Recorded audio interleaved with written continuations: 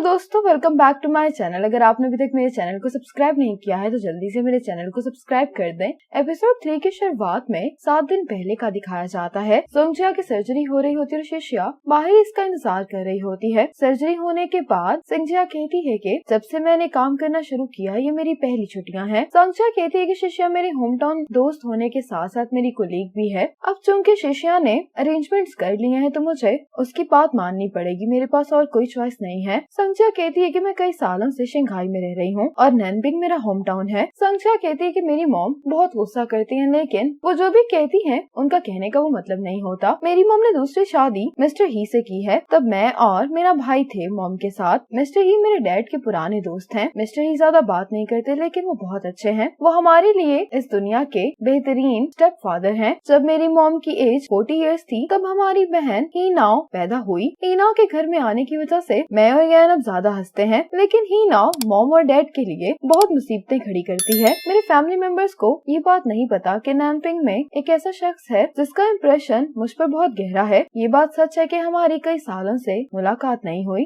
और उसकी पर्सनैलिटी आज भी बिल्कुल पहले जैसी ही है, लेकिन मुझे इस बात की खुशी है कि मैं उससे दोबारा मिलने वाली हूँ और वो इंसान चन मेदोंग है। चन मेदोंग की ग्रैंड माँ ग्रैनी लिन के दिए हुए कार्ड्स पढ़ रही होती है तो चन मेदोंग कहता है कि ये तो ग्रैनी लिन की खासियत है ना। तो ग्रैंड माँ कहती है कि तुम मुझे तंग नहीं करो और इन कार्ड्स को देखते हुए कहती हैं कि ग्रैनी लिन ने कहा है कि इन दोनों के दरमियान कोई गहरा ताल्लुक हो सकता है। अब यह नेचर की ड्राइंग कर रहा होता है कि इसको पानी में एक शख्स नजर आता है। अब शलान और चन मेदोंग यहाँ पर आ रहे होते हैं तो है इनको बताता है कि ये लड़का स्विमिंग के दौरान एक्सीडेंटली डूबने की वजह से मर गया है। इस लड़के की उम्र 17 साल थी। इसका अपने पेरेंट्स के साथ झगड़ा हुआ था, इसीलिए इसके पेरेंट्स को लगा कि ये अपने दोस्त के घर पर रह रहा है तो उन्होंने इसको तलाश नहीं किया और ये 36 घंटे से पानी में ही था। अब ये दोनों इसकी बॉडी को यहाँ से लेकर जाने वाले होते हैं। चन मेदोंग की नजर यन पर पड़ती है। ये कहते हैं कि यही वो लड़का है जिसने रिपोर्ट की थी। ये कहने लगता है कि शायद ये वही लड़का है जिसको हमने कल रेस्टोरेंट में देखा था। चन मेदोंग यन के पास आता है, कहता है कि हम इस लड़के की बॉडी यहाँ से लेकर जा रहे हैं, क्या मैं तुम्हारी फैमिली को कॉल कर दूं कि वो तुम्हें यहाँ से आकर पिक कर ले। यन अब चन मेदोंग की कार में बैठा होता है। ये सब देख कर बहुत डर गया होता है। ये रोते हुए संजय को कॉल करता है। यन संजय को देखकर कहने लगता है कि उस लड़के ने अपनी भी जिंदगी शुरू भी नहीं की थी, उसने तो अपना कोई सपना पूरा नहीं किया होगा, उससे पहले ही उसकी मौत हो गई और अब उसके पेरेंट्स के अलावा उसको कोई भी याद नहीं रखेगा। भला इस तरह की जिंदगी का क्या पॉइंट है। चन मेदोंग कहते हैं कि इंसानों के लिए मौत एक ऐसी चीज है जिसको वो टाल नहीं सकते। इस बात से फर्क नहीं पड़ता कि वो सक्सेसफुल था या नहीं, जब तक आप जिंदा हैं तो जिंदगी का कोई मतलब जरूर है। संजय कहती है कि कई बार अच्छे लोगों के साथ भी बुरी चीजें होती हैं। ये अपनी टांग की तरफ इशारा करते हुए कहती है कि मुझे ही देख लो। संजय कहती कि किसी ने मुझसे कहा था कि मेरी बैसाखियां भी वेपन के तौर पर इस्तेमाल हो सकती हैं। मैंने उसकी बात का यकीन किया। ये बात पास्ट में चन मेदोंग नहीं गई होती है संजय से। इसी वजह से मैं अभी तक अच्छे से जिंदगी गुजार रही हूँ। ह्यूमंस के अंदर ये पावर है कि वक्त गुजरने के साथ ये हील हो जाते हैं। चन मेदोंग कहता है कि मुझे काम से देर हो रही इसलिए तुम लोग भी वापस चले जाओ। ये कहकर चन मेदोंग जाने लगता है तो पीछे मुड़कर ये संजय को देखता है और संजय दूर से इसको थैंक्स बोल रही होती है। संजय अपनी मॉम से कह रही होती है कि मॉम अब आपको सो जाना चाहिए। तो मॉम कहती है कि मुझे भी सारी रात खड़े होकर ये पकाने का शौक नहीं है। अगर मैं और मिस्टर ही अपनी सेविंग से तुम तीनों के लिए घर नहीं खरीदते तो मैं अब तक एक फैक्ट्री तो खरीद ही चुकी होती। संजय कहती है कि क्या आपने मेरे लिए भी घर खरीदा है। तो मॉम कहती है कि क्या तुम मेरी बेटी नहीं हो। संजय कहती है कि मॉम मैंने आपको पहले भी बताया था कि मैं होम टाउन वापस नहीं आऊंगी। अगर आपने मेरे लिए घर खरीदा भी है तो आप उसको रेंट पर दे सकती हैं। मॉम गुस्से में कहती है कि तुम्हें ये टाउन अपने लिए छोटा लगता है। संजय कहती है कि मेरा कहने का ये मतलब नहीं था। तो मॉम कहती है कि फिर तुम्हारा कहने का क्या मतलब था, मुझे बताओ। ये सुनकर संजय अंदर चली जाती है। मॉम कहने लगती है कि मेरा बेटा बेकार है और मेरी बेटी भी मुझे परेशान करती है, पता नहीं मैं क्यों इतनी मेहनत कर रही हूँ। ये सुनकर संजय वापस आ जाती है। संजय अपना कार्ड मॉम को देते हुए कहती है कि आपको मुझे पहले बता देना चाहिए था अगर आपके पास पैसे नहीं है। आपका बेटा भी पैसे नहीं कमा रहा लेकिन आपकी बेटी शंघाई में काफी पैसे कमाती है। मॉम कहती है कि मुझे तुम्हारे पैसों की जरूरत नहीं है। संजय अपनी मॉम की बात सुने बगैर ये कार्ड इनकी पॉकेट में डाल देती है। संजय अपनी मॉम को हक करते हुए कहती है कि मुझे आपके मिस्टर ही के साथ रहकर बहुत अच्छा लगता है। यहाँ पर है ना बहुत कंफर्टेबल है। ये इतना कंफर्टेबल है कि यहाँ पर रहने से मेरे अंदर काम करने की मोटिवेशन खत्म हो जाती है, इसीलिए मैं यहाँ पर छुट्टियों में ही आ सकती हूँ, लेकिन मैं यहाँ पर अपनी सारी जिंदगी नहीं गुजार सकती। मैं अपने आप को और इम्प्रूव करना चाहती हूँ क्योंकि मैं डिसेबल हूँ। जब से मैं शंघाई गई हूँ तब से मैंने अपने आप से वादा किया है कि मुझे आम लोगों से ज्यादा अपने काम पर फोकस करना है। मैं बहुत ऊपर जाना चाहती हूँ ताकि मैं ऊपर का सुंदर व्यू देख सकूं। संजय की मॉम इसकी बातें सुनकर बहुत इमोशनल हो गई होती हैं। अब संजय जबरदस्ती हीना को अपने साथ ट्यूशन क्लासेस के लिए लेकर आ रही होती होती है। यहाँ पर चनमेदोंग की ग्रैंड माँ इसको देख लेती है। ग्रैंड माँ जिंगजा से कहते हैं कि आज मैं तुम्हारी मॉम की शॉप से डिनर ऑर्डर करने वाली हूँ। जिंगजा कहती है कि मैं अपनी मॉम से कहूँगी कि वो आपको डिस्काउंट दे दें। आप इसको मेरा थैंक्स कंसीडर कर सकती हैं क्योंकि चनमेदोंग ने यान की टेक केयर की थी। चनमेदोंग कहते हैं कि इसकी जरूरत नहीं है। ग्रैंड माँ कहती है कि अब से हमें एक दूसरे की मदद करनी चाहिए क्योंकि हम फैमिली हैं। हिनाओ कहती है कि हम फैमिली हैं, इससे आपका क्या मतलब है। ग्रैंड माँ हिनाओ से कहती है कि तुम्हारी बहन और मेरे पोते की शादी किस्मत में है। ये बात सुनकर चनमेदोंग को अपनी ग्रैंड माँ पर गुस्सा आ रहा होता है। ग्रैंड माँ कहती है कि अपने फेट को कोई भी अवॉइड नहीं कर सकता। चनमेदोंग अपनी ग्रैंड माँ से कहता है कि ग्रैंड माँ भी कैसी बातें करी और इनको यहाँ से लेकर जाने लगता है, लेकिन ग्रैंड माँ इसको जाने नहीं देती और ये संजय का हाथ पकड़कर इन दोनों को अपने साथ बिठा रही होती है, लेकिन चनमेदोंग बैठने से इनकार कर देता है। ग्रैंड माँ कहती है कि मैंने तुम दोनों के किस्मत के हाल का पता लगवाया है। संजय कहती है कि हम इस तरह की बातों पर अब यकीन नहीं करते। ग्रैंड माँ कहती है कि ठीक है, फिर हम दूसरी तरह से बात कर लेते हैं, क्या तुम सिंगल हो। संजय कहती है कि हाँ। ग्रैंड माँ कहती है कि तुम दोनों की एज भी सेम है और तुम दोनों एक दूसरे को जानते भी हो। संजय कहती है कि हाँ। ग्रैंड माँ कहती है कि ये हैंडसम है और तुम बहुत सुंदर हो, इसलिए तुम दोनों के साथ ना होने का कोई कारण नहीं है। संजय ग्रैंड माँ की बातें सुनकर हंस रही होती है। संजय ग्रैंड माँ से कहती है कि अगर मैं सच कहूँ तो आपके पोते के लिए मेरे दिल में फीलिंग्स हैं। ये सुनकर चनमेदोंग बहुत ही कोल्ड अंदाज में इसको देख रहा होता है। संजय कहती है कि हाई स्कूल में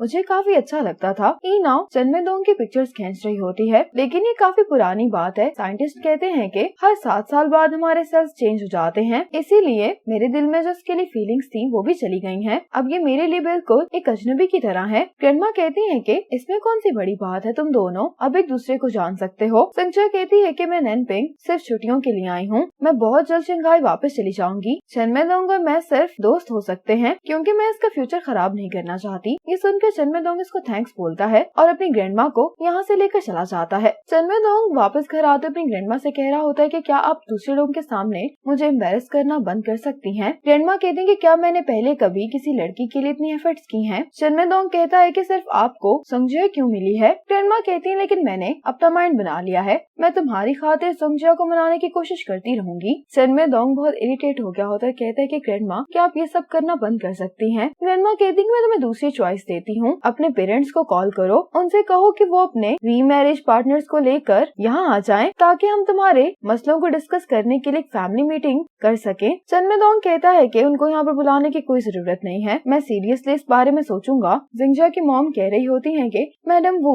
चाहती हैं कि तुम दोनों कल मेयर की टी पार्टी पर जाओ। ये सुनकर यन कहता है कि मुझे लोगों से इंटरेक्ट करना नहीं आता तो आप मेरी जगह पर संजय को भेज दें। संजय कहती कि मैं चली जाऊंगी। संजय कहती है कि फाइनली हिनाओ ने पढ़ना शुरू कर दिया है तो तुम मेरी जगह पर उस पर नजर रखो। अब हिनाओ यन को अपने रूम में बुलाती है। हिनाओ यन से चादर हटाने के लिए कहती है। हिनाओ ने यहाँ पर चनमेदोंग की पिक्चर लगाई होती है और ये यन से कहती है कि भाई आप तो उसको जानते नहीं होंगे। तो यन कहता है कि मैं इसको जानता हूँ, ये बहुत अच्छा इंसान है। ये यन को सारी बात के बारे में बताती है जो आज संजय ने ग्रैंडमा से कही होती है। हिनाओ कहती है कि हमारी बहन का स्कूल में जरूर इससे कोई रिलेशन रहा है, मुझे तो लगता है कि चनमेदोंग अभी भी हमारी बहन के दिल में है, इसी वजह से वो अभी तक सिंगल है। अब चनमेदोंग अपने दोस्तों के पास आ जाता है। ये चनमेदोंग से कह रहे होते हैं कि हमने सुना है कि तुम्हारी ग्रैंडमा ने आज पब्लिक में किसी लड़की को रोका था तुम्हारे लिए। चनमेदोंग इनको गुस्से से देख रहा होता है तो ये कहने लगता है कि हमारा टाउन छोटा सा तो है, सबसे लेटेस्ट गॉसिप 2 घंटे के अंदर पूरे टाउन को पता चल जाती है। चनमेदोंग कहता है कि लेकिन प्लीज मुझसे कोई भी गॉसिप शेयर नहीं करो। ये सब लोग यहाँ पर ये बात करने लगते हैं कि हाई स्कूल में संगचिया डिप्रेस दिखाई देती थी, लेकिन अब जब भी वो किसी क्राउड में खड़ी होती है तो बहुत प्रोमिनेंट दिखाई देती है और वो सुंदर भी है। इस बात में कोई शक नहीं है कि इसी वजह से ग्रैंडमा उसके पीछे हैं। चनमेदोंग इसको मैगजीन मारते हुए कहता है कि मैंने कहा भी है कि टॉपिक चेंज कर लो। इसका दोस्त कहता है कि हमारी फीलिंग्स भी ग्रैंडमा जैसी हैं, हमें लगता है कि तुम्हें संगजा के साथ अपने पुराने रिलेशनशिप को दोबारा से स्टार्ट कर लेना चाहिए। इनकी ये बातें सुनकर चनमेदोंग को बहुत गुस्सा आ जाता है, ये अपने दोस्त को मारने के लिए आगे बढ़ता है। इसका दोस्त कहने लगता है कि तुम बहुत अच्छी तरह से जानते हो कि तुम कैसे संगजा के स्कैंडल में इन्वॉल्व थे। पहले तुम ऐसे बर्ताव किया करते थे जैसे तुम्हारे पास लोगों पर हुक्म चलाने का राइट है, पर अब तुम कैसे एक ऐसी लड़की के कंट्रोल में आ सकते हो जो उस टाइम पर सही से चल भी नहीं सकती थी। यहाँ पर इनकी ग्रुप फोटो लगी होती है जिसको चनमेदोंग देखने लगता है। अब पास का सीन दिखाया जाता है कि इनकी क्लास एक प्ले में पार्टिसिपेट कर रही होती है। प्ले में इनको 2 लोगों की जरूरत होती है। टीचर संगजा से कहती है कि क्या तुम स्कूल के प्ले में पार्टिसिपेट करना चाहती हो। संगजा पार्टिसिपेट करने के लिए मान जाती है। अपनी टीचर से कहती है कि प्ले में हमें दूसरे ट्री की भी जरूरत है। चनमेदोंग भी इस प्ले में पार्टिसिपेट नहीं कर रहा। सनमे दोंग अब चुपके से यहाँ से निकलने की कोशिश कर रहा होता है। सोंगजिया कहती है कि मैं और चनमे दोंग प्ले में पेड़ बन सकते हैं। टीचर चनमे दोंग को रोकते हुए कहती है कि सोंगजिया बहुत कम ही किसी इवेंट में पार्टिसिपेट करती है, इसीलिए तुम्हें भी बीमार बनने की एक्टिंग छोड़ देनी चाहिए और तुम भी इस प्ले में पार्टिसिपेट कर रहे हो। ये सुनकर चनमे दोंग सोंगजिया को देख रहा होता है कि इतने में इनका क्लासमेट पिक्चर खींच लेता है। चनमे दोंग अपने टीचर से कहता है कि ठीक है, मैं पार्टिसिपेट कर लूंगा। ये सुनकर सोंगजिया को अच्छा लगता है। अब इन दोनों ने अपने अपने कॉस्ट्यूम पहन लिए होते हैं और ये दोनों एक दूसरे को देखकर हंस रहे होते हैं। इसी मोमेंट पर एपिसोड 3 खत्म हो जाती है।